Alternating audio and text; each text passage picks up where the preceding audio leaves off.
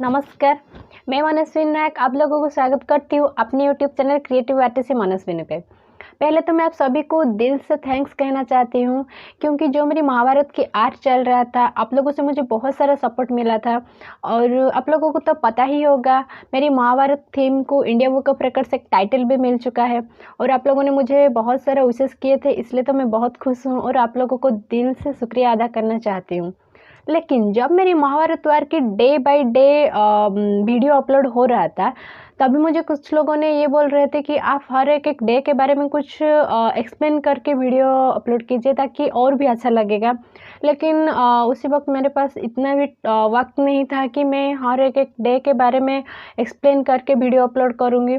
तो मैंने सोचा कि एक सेपरेट वीडियो बना दूँगी और हर एक डे के बारे में कुछ एक्सप्लेन करके मेरी आर्ट को दिखाऊँगी ताकि मेरी आर्ट आप लोगों को और भी समझ में आ जाएगा।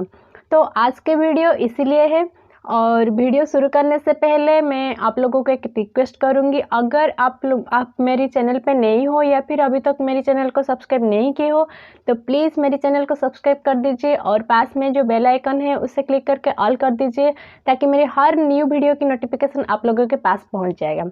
चलिए शुरू करते हैं। देखिए यहाँ पर है मेरी महाभारत थीम की सारे स्केचेस, पूरी 20 पेजेस की स्केचेस है। 18 डेज वार की 18 पेजेस और 2 पेजेस है कवर पेज और एक द्रौपदी के वस्त्रहरण जो कि वार की कॉज था। ये देखिए यहाँ पर है कवर पेज और यहाँ पर है पंचु पांडव और द्रौपदी। ये युधिष्ठिर, भीम, अर्जुन, नकुल, सहदेव और ये है द्रौपदी। ये जो है ये जो पोर्ट्रेट है, ये जो स्टार प्लस में जो एक सीरियल दे रहा था, जब मैं वो सीरियल देख रही थी तभी मुझे उनके वो सीरियल देखकर मुझे लगा कि उनके पोर्ट्रेट अगर मैं कवर पेज में दूंगी तो और भी इंटरेस्टिंग लगेगा, इसलिए मैं उनके पोर्ट्रेट यहाँ पर बनाई हूँ। और ये है श्री कृष्ण की चक्र जो कि महाभारत की मेन पार्ट है और ये बांसुरी और ये यहाँ पर 3 लैंग्वेज में महाभारत की टाइटल दिया है।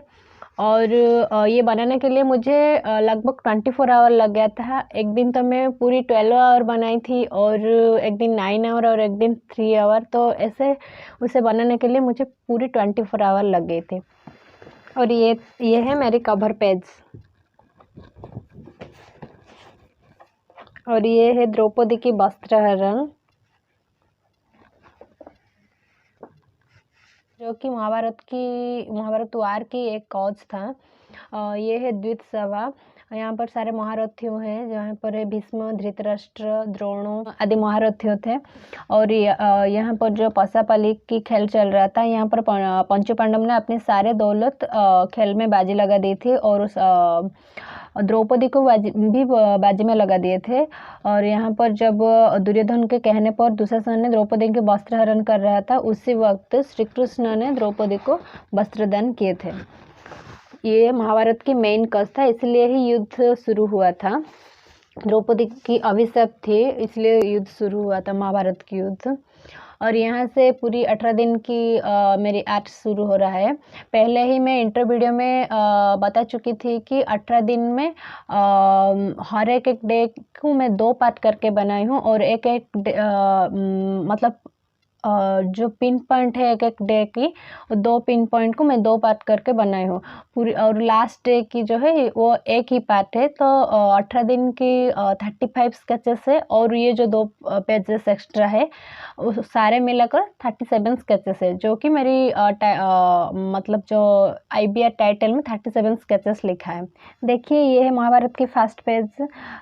यहाँ पर फर्स्ट पार्ट में क्या है ना, यहाँ पर है पांडव के में और यहाँ पर एक कौरव के आर में, और अर्जुन जब युद्ध के मैदान में आए वो थोड़ा इमोशनल हो गए थे, लेकिन श्री कृष्ण ने गीता के सारा कथा को अर्जुन को समझाया और अपने विश्व रूप को दिखा दिया। देखिए ये है श्री कृष्ण के विश्व रूप और यहाँ पर अर्जुन ने श्री कृष्ण के विश्व रूप देखकर अपने इमोशन को कंट्रोल करके युद्ध के लिए आग्रही हुई। और ये देखिए दूसरी पार्ट है, ये दूसरी पार्ट में यहाँ पर युधिष्ठिर के साथ सारे दुशासन, दुर्योधन, शकुनी सारे मिलकर युद्ध लड़ने आ रहे थे। उसी वक्त जो विराट नरेश की पुत्र थे, उनके 2 पुत्र विराट नरेश जो कि अभिमन्यु की पत्नी उत्तरा के पिता थे। उनके 2 पुत्र थे, उत्तर और श्वेत। उत्तर को शल्य ने मार दिया जो कि नकुल और सहदेव की मामा थे शल्य, और श्वेत को भीष्म ने मार दिया। ये है युद्ध के सेकंड डे, और यहाँ पर क्या है ना, गुरुद्रोण के पुत्र जो अश्वत्थामा थे वो अर्जुन के साथ युद्ध लड़ रहे थे। उसी वक्त द्रोण ने धृष्टद्युम्न जो कि द्रौपदी के भैया थे उनको हरा कर अर्जुन से लड़ाई करके अपने पुत्र अश्वत्थामा को बचा लिए थे। और यहाँ पर क्या हुआ ना, भीम ने कई सारे कौरवों को मार गिराए थे और दुर्योधन को मारने को कोशिश कर रहे थे। उसी वक्त भीष्म ने युधिष्ठिर को बंदी बनाकर दुर्योधन को बचा लिए थे। और ये है युद्ध की थर्ड डे में भीम अपने राक्षस पुत्र घटोत्कच के साथ मिलकर दुर्योधन को सारे सैनिकों को मार गिरे। और ये देखकर भीष्म ने पूरा तबाही मचा दिए थे। और यहाँ पर जब श्री कृष्ण ने अर्जुन को बोला कि भीष्म को मारने के लिए, तो अर्जुन और भी इमोशन हो गए थे। लेकिन जब श्री कृष्ण खुद युद्ध करने के लिए आगभर हुई, तभी अर्जुन ने फिर से प्रतिश्रुति देकर भीष्म के साथ युद्ध लड़ रहे थे। और ये है युद्ध की फोर्थ डे में क्या है ना, सारे कौरवों ने मिलकर अर्जुन के साथ युद्ध लड़ रहे थे और अर्जुन ने अकेले ही उन सारे को मार गिराए थे। और यहाँ पर क्या है ना, भीम उनके पुत्र घटोत्कच के साथ मिलकर दुर्योधन के सारे गज सेनाओं को निपात कर दिए थे। और यह है युद्ध की फिफ्थ डे में क्या हुआ था ना, भीष्म ने पांडव की कई सारे सैनिकों को मार गिराए। और ये देखकर भीम और अर्जुन ने भीष्म के साथ युद्ध लड़ने के आगे। और यहाँ पर सत्यकी जो कि पांडव के एक बहुत बड़ा योद्धा था, उन्होंने द्रोण को युद्ध से भगाने को कोशिश कर रहे थे। लेकिन उसी वक्त भीष्म ने आकर सत्यकी को रोक दिए थे और उसी दिन सत्यकी की 10 पुत्र मारे गए थे।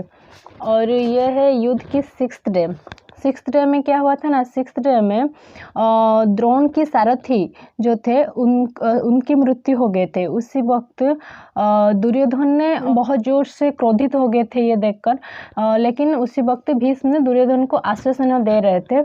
और उसी दिन भीष्म ने आकर पांचाल सैनिकों के ऊपर आक्रमण किए थे। और ये सेवेंथ डे में क्या है ना, अर्जुन के एक पुत्र इरावन थे जो कि विंद और अनुविंद को मार दिए थे। और उसी दिन क्या हुआ था ना, धृष्टद्युम्न द्रौपदी के भैया वो दुर्योधन के साथ युद्ध कर रहे थे। और यहाँ पर भगदत्त जो कि कौरव के पक्ष के एक योद्धा थी, बहुत बड़ा योद्धा थी, उन्होंने घटोत्कच को भगाने को कोशिश कर रहे थे। और उसी दिन नकुल और सहदेव ने मिलकर अपनी ही मामा जो कि शल्य, उनको युद्ध के क्षेत्र से भगाने को कोशिश कर रही थी। और ये है युद्ध की 8th डे पे अलम्बुस जो कि बकासुर की भाई है, उन्होंने अर्जुन की पुत्र इरावन को मार दिए थे। और भीम ने धृतराष्ट्र की 17 पुत्रों को मार दिए थे उसी दिन। और यहाँ पर क्या हुआ ना, जब घटोत्कच ने दुर्योधन के ऊपर अपनी शक्ति के प्रयोग कर रहे थे, उसी वक्त बंग किनारे से दुर्योधन के सामने आकर उसी शक्ति को अपने ऊपर लेकर दुर्योधन को बचा लिए थे। वो देखकर भीष्म ने भगदत्त को बोले थे कि घटोत्कच के साथ युद्ध करने के लिए। और भगदत्त जो आक्रमण किए थे, उसी वक्त पांडवों ने पीछे हट गए थे युद्ध से। और ये है युद्ध के 9th डे में क्या हुआ ना, भीष्म ने पांडव के ऊपर तबाही मचा दिए थे उसी दिन। और अर्जुन की रथ की पहिया कट हो गई थी उसी दिन, और अर्जुन को क्षतक्त भी कर दिए थे भीष्म ने। ये देखकर श्री कृष्ण ने पूरे क्रोधित हो गए थे और उन्होंने युद्ध में शस्त्र ना उठाने का प्रतिज्ञा लिए थे। लेकिन भीष्म की आक्रमण देखकर उन्होंने श्री कृष्ण की रथ की पहिया को लेकर भीष्म को मारने के दौड़ पड़ते।